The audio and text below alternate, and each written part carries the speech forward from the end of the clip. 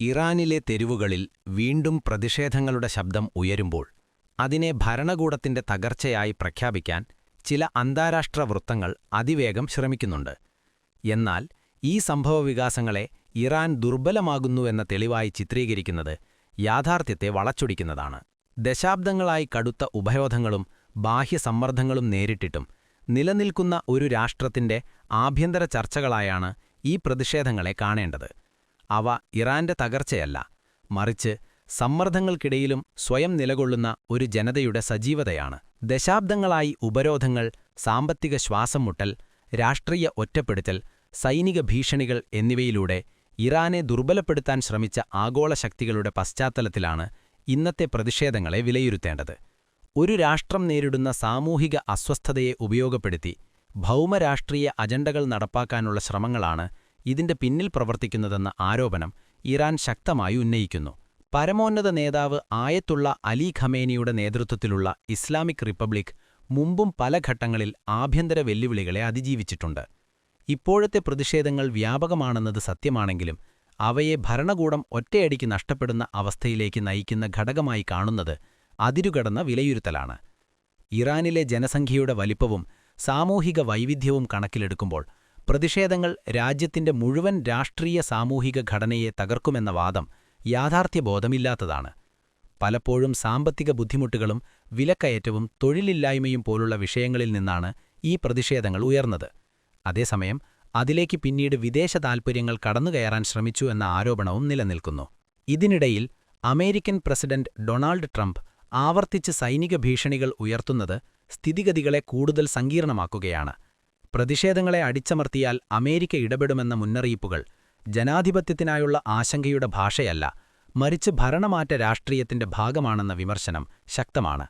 വെനസ്വേലയിലെ സംഭവവികാസങ്ങൾക്ക് പിന്നാലെ ഇറാനെ ലക്ഷ്യമിട്ടുള്ള ഈ ഭാഷ ഭരണകൂടങ്ങളെ അട്ടിമറിക്കുന്ന ഒരു വിദേശനയ മാതൃകയിലേക്കാണ് വാഷിംഗ്ടൺ മടങ്ങുന്നതെന്ന സൂചനയായി പലരും കാണുന്നു. ഇത് ഇറാനിലെ ആഭ്യന്തര പ്രശ്നങ്ങളെ സമാധാനപരമായി പരിഹരിക്കാനുള്ള സാധ്യതകളെ ദുർബലപ്പെടുത്തുന്നതുമാണ്. ഈ പശ്ചാത്തലത്തിൽ ആഗോള വിപണികളും ഊർജ്ജമേഖലയും അതീവ ജാഗ്രതയോടെയാണ് ഇറാനിലെ സംഭവവികാസങ്ങളെ കാണുന്നത്. ഒപെക്കിലെ പ്രധാന എണ്ണ ഉൽപ്പാദക രാജ്യങ്ങളിലൊന്നായ ഇറാനിൽ ഉണ്ടാകാവുന്ന അസ്ഥിരത ആഗോള എണ്ണ വിതരണത്തെ ബാധിക്കുമെന്ന ആശങ്കയാണ് എണ്ണവില ഉയരാൻ കാരണമായത്. എന്നാൽ ഇതുവരെ എണ്ണ കയറ്റുമതിയിൽ വലിയ തടസ്സങ്ങളുണ്ടായിട്ടില്ലെന്നതും ശ്രദ്ധേയമാണ്. ഇതിലൂടെ ആഭ്യന്തര വെല്ലുവിളികളുണ്ടായാലും രാജ്യത്തിന്റെ അടിസ്ഥാന ഘടകങ്ങളും നിർണായക മേഖലകളും പ്രവർത്തനക്ഷമമായി തുടരുന്നുവെന്ന യാഥാർത്ഥ്യം വ്യക്തമാകുന്നു. ഇറാനെ സംബന്ധിച്ചുള്ള ഭൗമരാഷ്ട്രീയ കണക്കുകൂട്ടലുകളിൽ റഷ്യയും ചൈനയും വഹിക്കുന്ന പങ്കും ശ്രദ്ധേയമാണ്. ചില വിശകലനങ്ങൾ ഈ രാജ്യങ്ങൾ അകലം പാലിക്കുന്നു എന്ന് ചൂണ്ടിക്കാണിച്ചാലും അതിനെ ഇറാനോടുള്ള പിന്തുണയുടെ അഭാവമായി മാത്രം കാണുന്നത് ശരിയല്ല. റഷ്യയും ചൈനയും അവരുടെ സ്വന്തം തന്ത്രപരമായ പരിഗണനകളുടെ അടിസ്ഥാനത്തിലാണ് നീങ്ങുന്നത്. ഇറാൻ ചരിത്രപരമായി നിർണായക ഘട്ടങ്ങളിൽ പുറത്തുനിന്നുള്ള സൈനിക ഇടപെടലുകളിൽ ആശ്രയിക്കാതെ സ്വന്തം ശേഷികളിലാണ് കൂടുതൽ വിശ്വസിച്ചത്. അതിനാൽ തന്നെ സഖ്യക്കാളികൾ നേരിട്ടിടപെടുന്നില്ലെന്നത് ഇറാന്റെ സ്വതന്ത്ര നിലപാടുകളുടെ ദൗർബല്യമല്ല, മറിച്ച് അതിന്റെ രാഷ്ട്രീയ സ്വയംഭാരത്തിന്റെ ഭാഗമാണ്. മിഡിൽ ഈസ്റ്റിലെ മറ്റു രാജ്യങ്ങൾക്കും ഇറാനിലെ പൂർണ്ണമായ അസ്ഥിരത ആശങ്കാജനകമാണ്. സൗദി അറേബ്യ, UAE, ഖത്തർ തുടങ്ങിയ രാജ്യങ്ങൾ പോലും കഴിഞ്ഞ വർഷങ്ങളിൽ ഇറാനുമായി ബന്ധം മെച്ചപ്പെടുത്താൻ ശ്രമിച്ചത് മേഖലയിലുണ്ടാകുന്നത് എത്രത്തോളം അപകടകരമാണെന്ന് അവർ തിരിച്ചറിഞ്ഞതിന്റെ തെളിവാണ്. ഇറാഖിലും സിറിയയിലും കണ്ട അധികാരശൂന്യതയുടെ ദുരന്തകരമായ ഫലങ്ങൾ ഇറാനിലും ആവർത്തിക്കപ്പെടുമോ എന്ന ഭയം പ്രാദേശിക ശക്തികളെ കൂടുതൽ ജാഗ്രതയിലാക്കുന്നു. ഇറാന്റെ സൈനിക ശേഷിയും സുരക്ഷാ സംവിധാനങ്ങളും പലപ്പോഴും അന്താരാഷ്ട്ര മാധ്യമങ്ങളിൽ ഭീഷണിയായി ചിത്രീകരിക്കുന്നു. എന്നാൽ ഇറാന്റെ കാഴ്ചപ്പാടിൽ ഈ ശേഷികൾ ആക്രമണത്തിനായുള്ളതല്ല, മറിച്ച് തടയിടലിനായുള്ളതാണ്. ബാലിസ്റ്റിക് മിസൈലുകളുടെയും ശക്തമായ സുരക്ഷാ സേനകളുടെയും സാന്നിധ്യം ബാഹ്യ ഇടപെടലുകൾക്ക് വില ഉയർത്തി സമാധാനം നിലനിർത്താനുള്ള ഒരു പ്രതിരോധ സിദ്ധാന്തത്തിന്റെ ഭാഗമാണ്.